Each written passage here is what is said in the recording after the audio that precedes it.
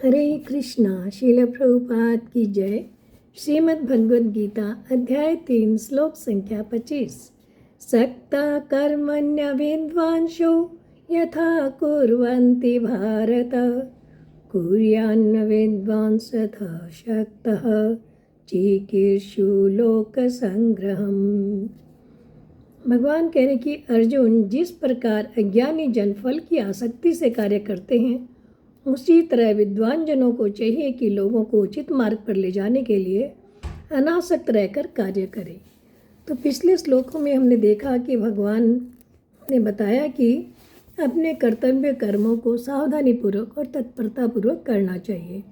अभी भगवान बता रहे कि जो ज्ञानी पुरुष हैं उन्हें किस तरह से लोक हित के लिए, सामान्य जनों के हित के लिए आसक्ति रहित होकर कर्म करना चाहिए। तो देखते हैं भगवान कह रहे हैं, सक्ता कर्मण्य अविद्वांसो यथा कुर्वन्ति भारत। हे भारत, जिन मनुष्यों की शास्त्र पद्धति और शास्त्रविद शुभ कर्मों पर पूरी श्रद्धा है एवं शास्त्रविद कर्मों का फल अवश्य मिलता है, इस बात पर भी पूरा विश्वास है, जो न तो तत्वज्ञ है और न ही दुराचारी है, परंतु कर्मों, भोगों एवं पदार्थों में उनकी आसक्ति है, ऐसे मनुष्यों को यहाँ सक्तः या अविद्वांस कहा गया है, यानी कि अज्ञानी कहा गया, आसक्ति से भरे हुए कहा गया।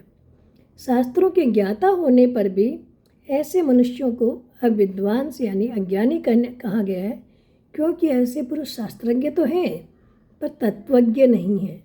ये केवल अपने लिए कर्म करते हैं, अपने इंद्र तृप्ति के लिए कर्म करते हैं, अपने भोगने के लिए कर्म करते हैं, इसलिए ऐसे मनुष्यों को अज्ञानी कहा गया है।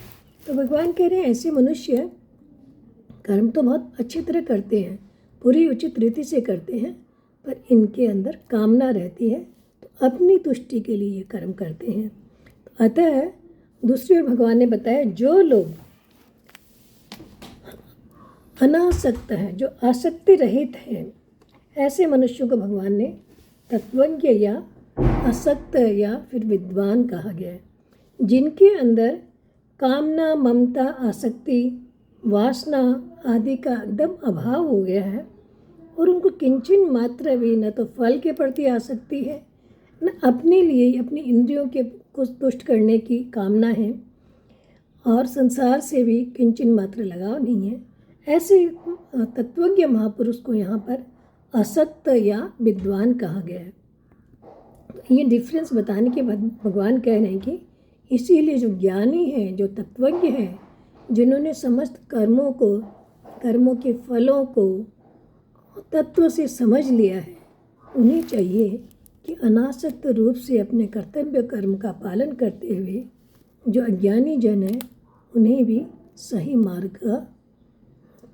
मार्गदर्शन करें। इसलिए भगवान अर्जुन से भी कहते हैं कि तुम ज्ञानी हो, तुम अज्ञानियों की श्रेणी में नहीं आते हो। तुम्हें चाहिए, एक तो तुम क्षत्रिय हो, दूसरे तुम राजा हो, अतः तुम्हें चाहिए ऐसा आचरण प्रस्तुत करो, अपने कर्तव्य कर्मों को अनासक्त भाव से कर समाज के लिए, साधारण जन के लिए आदर्श प्रस्तुत करो, ताकि जो लोग अज्ञानी हैं उनका मार्गदर्शन हो सके और वो सही रास्ते पे चल सके।